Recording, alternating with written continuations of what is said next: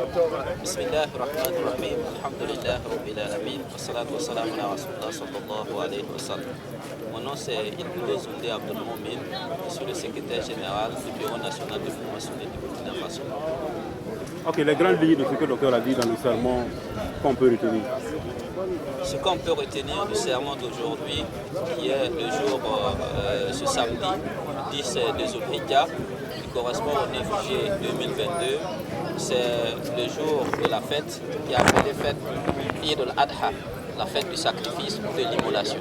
Donc ce qu'on peut retenir du message, c'est que le docteur est revenu sur l'islam. L'importance de l'islam, une clarification sur l'islam, qu'est-ce que l'islam, pour permettre aux uns et aux autres de connaître l'islam qui est la religion d'Allah subhanahu wa ta'ala. Donc à cet effet, il a clarifié que l'islam c'est la religion de paix, c'est la religion de miséricorde, c'est la religion de la compassion et de l'entraide mutuelle. Donc c'est une adoration d'Allah subhanahu wa ta'ala tout en veillant à ce que nous soyons en bonne harmonie avec les serviteurs d'Allah subhanahu wa ta'ala sur sa terre. Donc c'est pour cela que cette fête qui est importante pour nous, c'est un rappel d'un acte d'adoration, un acte vraiment grand d'adoration qui a été perpétué, qui a été fait d'abord par le père des croyants, le prophète Ibrahim alayhi salam, à qui Allah subhanahu wa ta'ala avait enjoint d'immoler son fils. Il avait un seul fils, il a mis du temps avant d'avoir ce fils et Allah subhanahu wa ta'ala l'a enjoint d'immoler ce fils. Et ce fils est Ismaïl. Et effectivement, le prophète, il a donné l'information à son fils qui était consentant. Et ils sont allés pour effectuer cet acte d'immolation. Et juste à la dernière minute d'effectuer l'immolation, Allah subhanahu wa ta'ala a substitué cet enfant par un bélier. Parce que ce qu'Allah subhanahu wa ta'ala veut à travers cet acte, Allah a vu que Ibrahim alayhi salam, il a une foi qui est assez grande à tel point qu'il peut sacrifier son fils pour lui. Donc c'est pour cela, ce rappel qui a été fait par le prophète Mohammed sallallahu alayhi wa sallam, c'est ce qu'aussi on essaie de faire le jour du Eid, où on se rappelle la foi de Ibrahim alayhi salam en suivant l'exemple du prophète Mohammed sallallahu alayhi wa sallam dans l'accomplissement de cet acte d'adoration qui est une immolation d'une bête, que ce soit un mouton, que ce soit une chèvre, ou bien que ce soit un bœuf, ou bien un chameau. Ce sont les 4 types de bêtes qui sont autorisées pour immoler, pour que ça soit une adoration et acceptée par Allah subhanahu wa ta'ala. Donc il est revenu aussi sur l'importance du vivre ensemble ici pour nous, le Burkina Faso, vu le contexte actuel où il y a beaucoup de difficultés, des difficultés sur le plan sécuritaire, sur le plan de la sérénité, sur le plan de la stabilité.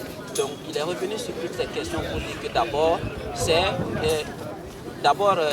les Burkinabés qui sont en fait à la base de cette difficulté-là.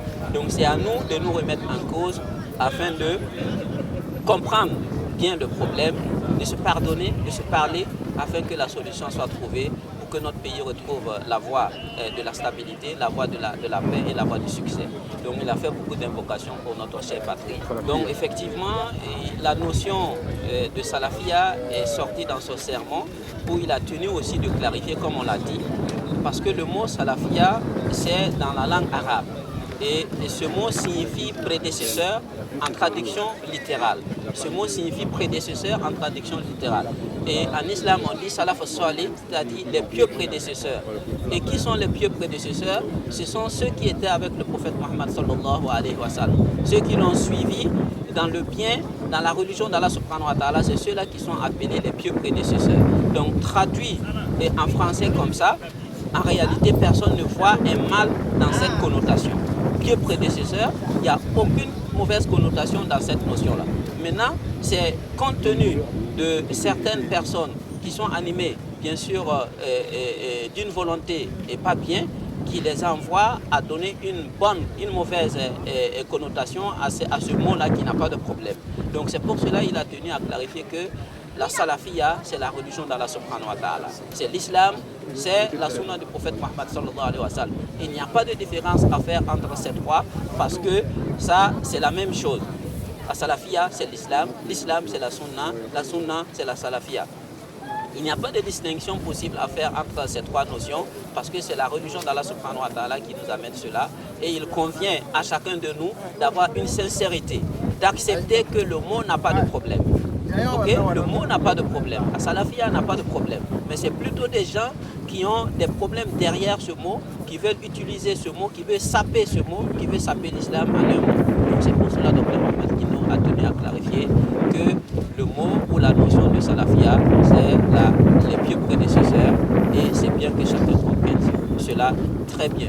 Et éviter aussi de faire l'amalgame entre ce qu'un individu peut poser comme acte qui l'incombe et on peut l'appeler à répondre à cet acte, et ne pas confondre cela avec ce que la religion d'Allah subhanahu wa ta'ala a prescrit, la religion d'Allah subhanahu wa ta'ala a prévu. Donc c'est deux choses différentes. Parce que l'homme, il a sa manière de comprendre les choses, il a sa manière d'interpréter les choses qui peuvent ne pas être conformes. Donc si une personne interprète mal, et les savants vont lui dire attention, ce que tu as fait n'est pas conforme à la religion d'Allah subhanahu wa ta'ala.